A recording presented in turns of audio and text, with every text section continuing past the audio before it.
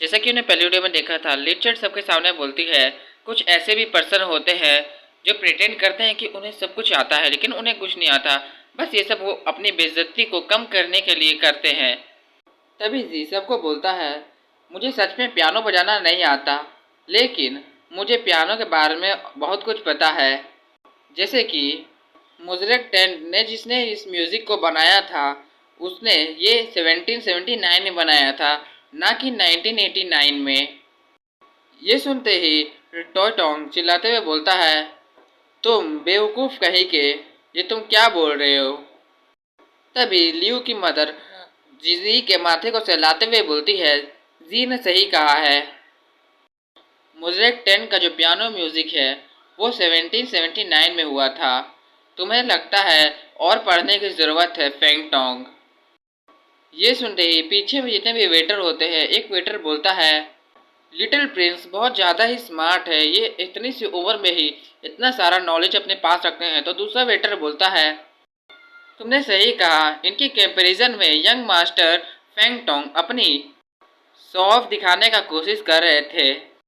तभी पहला वेटर फिर से बोलता है लेकिन लास्ट में क्या हुआ, इनको इतनी सारी बेइज्जती सहनी पड़ रही है, ये कितना ज़्यादा ऑकवर्ड है। ये सब पीछे से यंग मास्टर फेंग टोंग भी सुन रहे होते हैं। तभी लिचर्ड उठते हुए बोलती है हाँ मुझे लगता है कि टॉय टोंग को अपनी पढ़ाई में थोड़ा सा हार्ड होना पड़ेगा। तभी फेंग जिन उठ के टॉय टोंग के सर पे मारते हुए बोलते हैं तुम गधे कहीं के, तुम अपना स्टडी में थोड़ा सा ध्यान नहीं दे सकते हो, तुम बिल्कुल भी पढ़ते नहीं हो, तुम तो एकदम एक नंबर के एकदम बेकार हो। तभी टॉय टोंग अपने हाथ से अपने आगे वाले प्लेट को हटा देता है और बोलता है आखिर आपने मुझे मारा क्यों, अब मैं बिल्कुल भी अपने घर वापस नहीं जाऊंगा। ये बोलते हुए वो बहुत ज़्यादा ही रो रहा होता है।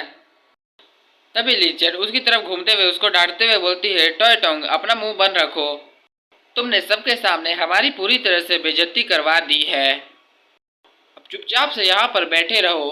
ये सुनते ही टॉय टोंग अपनी कुर्सी में शांति से बैठ जाता है और तभी लिचर्ड हमारी चिंगड़ी को बोलती है ये बहुत ज़्यादा ही बेवकूफ़ है, इसलिए मैं जब भी घर जाऊंगी तब मैं इसे अच्छा सा सबक सिखा दूंगी, इसलिए अभी जो भी हुआ इसके लिए मुझे आप माफ़ करिएगा प्रिंसेस।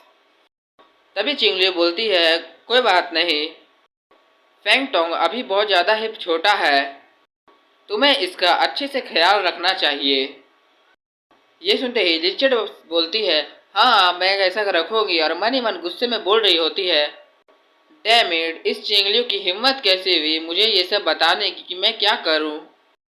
इसने बस एक पहला राउंड जीता है, ये इतनी बड़ी भी बात नहीं है।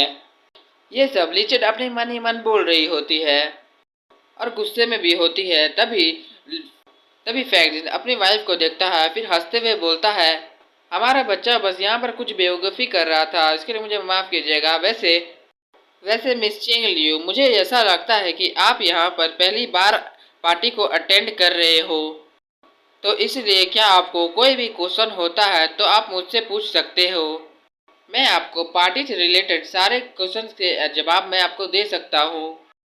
तभी जी हंसते हुए फेंग जिन को बोलता है नहीं इसकी कोई ज़रूरत नहीं है, मेरी मम्मी अक्सर पार्टीज को अटेंड करती है मेरे डैड के साथ, इसलिए उन्हें सब कुछ आता है, आपको कोई ज़रूरत नहीं है उन्हें कुछ भी बताने के लिए। ये सुनते ही टॉय टोंग अपना चाय के गिलास को लेते हुए बोल रहा होता अच्छा तो ऐसा बात है, वैसे पार्टियों के भी डिफरेंस लेवल होती है और मुझे लगता है कि आप सिर्फ लो क्लास वाले पार्टीज को अटेंड की होगी, इसलिए मैं आपकी किसी में भी मदद कर सकता हूँ या फिर आपके काम से रिलेटेड में भी मैं आपकी हेल्प कर सकता हूँ। तभी लिजेंड अपने हस्बैंड की तारीफ करते हुए बोलती है हाँ इसने सही कहा, मेरे हस्बैंड टॉप 3 रिचेस्ट मैन में से एक है, जिसमें फैन कॉर्पोरेशन आता है उनके ये प्रेसिडेंट हैं, इसलिए तुम हमसे फ्री में कुछ भी पूछ सकती हो वर्क से रिलेटेड, मेरे हस्बैंड तुम्हारी हर काम में मदद कर सकते हैं। आफ्टर ऑल हम लोग एक फैमिली जो है, हम लोग एक दूसरे की मदद तो कर ही सकते हैं। तभी यंग मास्टर फैंगसिन वहाँ पर खांसते हुए बोलते हैं लिचर्ड चिंग लियू को तुम्हारी किसी में भी हेल्प नहीं चाहिए, उसे सब कुछ आता है। ये सुनते ही लिचर्ड अपनी कज़न को बोलती है कज़न आखिर तुम ऐसा क्यों कह रहे हो? आखिर तुम हमें इससे बिहेव एज स्ट्रेंजर जैसे बिहेव करने के लिए क्यों मजबूर कर रहे हो? हमें इनकी मदद तो करने दो।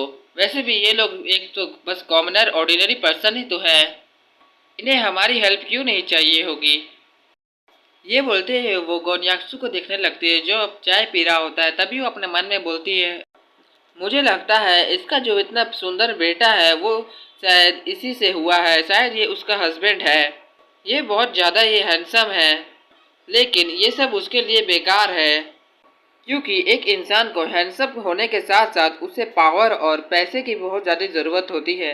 इसलिए उसे बहुत ज़्यादा रिच होना चाहिए। तभी लिचर्ड का हस्बैंड बोलता है, इसने सही कहा। मैं तुम्हारे लिए अपने कंपनी में कोई भी काम अच्छा सा ढूंढ सकता हूँ जिसमें तुम आराम से फिट बैठोगी। तुम्हें मैनेजमेंट करने में मुझे कोई भी दिक्कत नहीं होगी। तुम बस एक बार बोल दो, मैं तुम्हें अच्छा सा जॉब अपनी कंपनी में दिला दूंगा। तभी हमारी फैमिली रिचर्ड के हस्बैंड को बोलती है, मेरे ब्रदर ने सही कहा है। मैं तुम्हारे इस हेल्प के लिए तुम्हें शुक्रिया कहती हूँ। तभी गोन्याक्सु हमारी फीमेल के हाथ में हाथ रखता है। तभी हमारी फीमेल उन्हें बोलती है, लेकिन हम लोग जैसे रह रहे हैं वैसे ही ठीक है। हमें तुम्हारी बिल्कुल भी हेल्प नहीं चाहिए। ये सुनते ही रिचर्ड का हस्बैंड मुंह बनाते हुए बोलता है, नहीं नहीं, हम ऐसा नहीं कर सकते। तुम आप बस बोलिए तो सही, हम आपकी किस काम में आपकी हेल्प कर सकते हैं। तभी रिचर्ड का हस्बैंड हमारी फीमेल को गोन्याक्सु की तरफ दिखाते हुए बोलता है, आखिर तुम्हारे हस्बैंड का नेम क्या है लियू, और ये कौन सा काम करते हैं? ये सुनते ही हमारी फीमेल चौंक जाती है और गोन्याक्सु की तरफ देखने लगती है और बोलती है, वो ये काम करते हैं। तभी गोन्याक्सु अचानक से हमारी फीमेल का हाथ को अच्छे से पकड़ लेता है और बोलता है, मेरा नाम गोन्याक्सु है। गोन्याक्सु का नाम सुनते ही लिचर्ड बोलती है, ओह गोन्याक्सु, ये कितना ही ज़्यादा यूनिक और सुप्रीम नेम है। फिर वो तभी अपने हस्बैंड की तरफ देखती है, जहाँ पर वो ये गोन्याक्सु का नाम सुनते ही वहाँ पर अपने चेयर में बेहोश हो जाता है। और लिचर्ड उसे देखते हुए बोलती है, हनी क्या हुआ हनी? तभी लिचर्ड अपने हस्बैंड के हाथ को पकड़ते हुए बोलती है, आखिर तुम्हारे साथ क्या गलत है? आखिर तुम चेयर में क्यों लेट गए? और उसका हस्बैंड बोल रहा होता है, उसका नाम गोन्याक्सु है। ये भी वो घबराते हुए बोल रहा होता है। तभी रिचर्ड उसे बोलती है, हनी तुम ये क्या कर रहे हो? मुझे पता है कि उसका नाम बहुत ज़्यादा ही सुप्रीम और रेयर है, लेकिन इस बात पर तुम्हें इतना ओवर रिएक्ट नहीं करना चाहिए।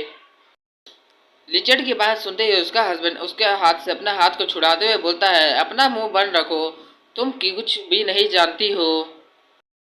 तभी रिचर्ड का हस्बैंड खड़े होते हुए गोन्याक्सु को कहता है, अच्छा तो आप हो प्रेसिडेंट गॉन, वो भी गॉन कॉरपोरेशन के। आखिर आपने ये बात मुझे पहले क्यों नहीं बताई? आप बहुत ज़्यादा ही सक्सेसफुल और अच्छे बिजनेसमैन हो। जैसा मैं हूँ उससे ज़्यादा ही आप हो, और मैं आपके सामने आपको शो ऑफ कर रहा था। ये बोलते वो हंसने लगता है।